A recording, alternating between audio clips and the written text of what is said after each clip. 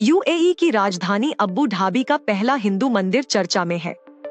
लगभग 27 एकड़ में फैले स्वामीनारायण मंदिर परिसर की खास बात यह है कि खुद यूएई सरकार ने इसके लिए जमीन दान की थी। माना जा रहा है कि इतने भव्य हिंदू धर्मस्थल का बनना यूएई और भारत के रिश्तों को और मजबूत करेगा। हालांकि ये भी सच है कि यूएई बाकी इस्लामिक देशों से अलग है। यहाँ तक कि यूएई ने अपने यहाँ मिडिल ईस्ट में राजनैतिक गुट माने जाने वाले कई संगठनों को बैन कर दिया ताकि देश कट्टरता से बचा रहे। अमीरात में दुनिया के बहुत से देशों के नागरिक काम की तलाश में आते रहते हैं। खासकर यहाँ के दुबई और अब्बू धाबी शहरों में ज्यादा आबादी बाहरी लोगों की है। यूएई की करीब 91 लाख की जनसंख्या में केवल 11% ही वहाँ के नागरिक हैं, बाकी विदेशी लोग हैं। इसमें मुस्लिम सबसे ज्यादा है।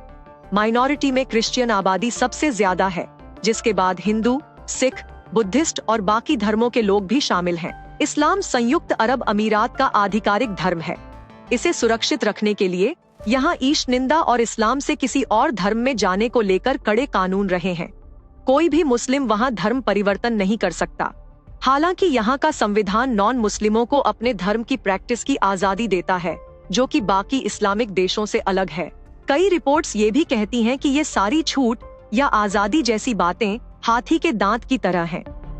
असल में हिंदुओं या किसी भी धार्मिक माइनॉरिटी को सार्वजनिक तौर पर अपने धर्म से जुड़ी रस्में मनाने या त्योहार सेलिब्रेट करने पर मनाही है।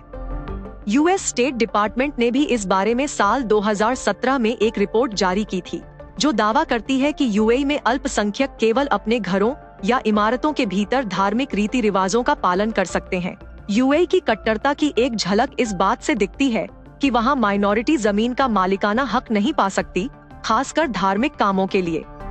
यही वजह है कि अमीरात में ताकतवर पदों और आबादी के बाद भी अल्पसंख्यक अपनी मर्जी से धार्मिक स्थल नहीं बना सकते। वो ऐसा तभी कर सकते हैं जब सरकार जमीन डोनेट करे या लीज पर दे। यही मामला स्वामीनारायण मंदिर के साथ भी देखा गया। सरकार ने खुद ये जमीन डोनेट की थी। अल्पसंख्यक या गैर नागरिक कई शर्तों के साथ जमीन खरीद सकते हैं। निश्चित जगहों पर ही उन्हें प्रॉपर्टी लेने की छूट है। इस्लामिक स्टेट के बढ़ने के दौरान अमीरात में एक बदलाव दिखा।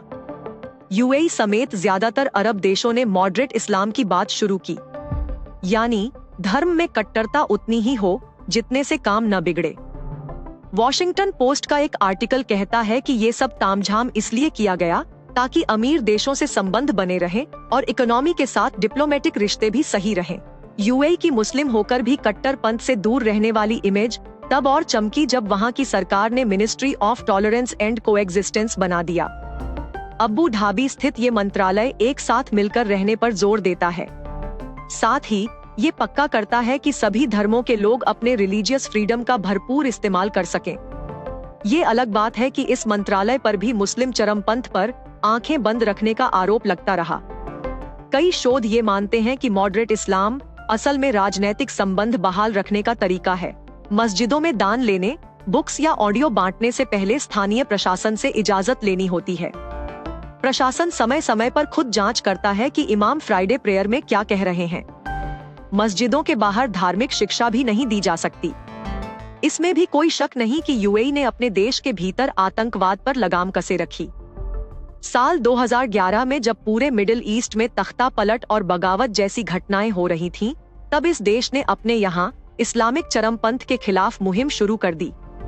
उसने एक के बाद एक कई गुटों पर पाबंदी लगा दी, जिनके बारे में संदेह था कि वे दंगा फसाद या लोगों को उकसाने का काम कर सकते हैं। अपने एंटी टेररिज्म लॉ के जरिए उसने मुस्लिम ब्रदरहुड संगठन को बैन कर दिया।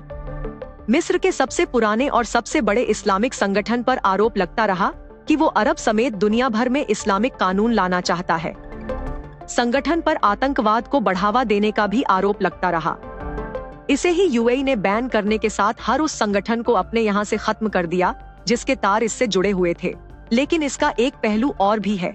यूएई ने भले ही अपने भीतर आतंकी गुटों को पनपने नहीं दिया, लेकिन उस पर आरोप लगता है कि वो पाकिस्तान और अफगानिस्तान समेत कई मुस्लिम देशों में टेरर फंडिंग करता है ताकि वे दूसरे देशों को कमजोर बनाए रखें। आतंकी गुटों को विदेशी फंडिंग देने में कई बार यूएई का भी नाम आया है। आपको ये स्टोरी कैसी लगी, हमें कमेंट सेक्शन में जरूर बताएं। ऐसी ही स्टोरीज और अपडेट्स पाने के लिए सब्सक्राइब करें आज तक AI।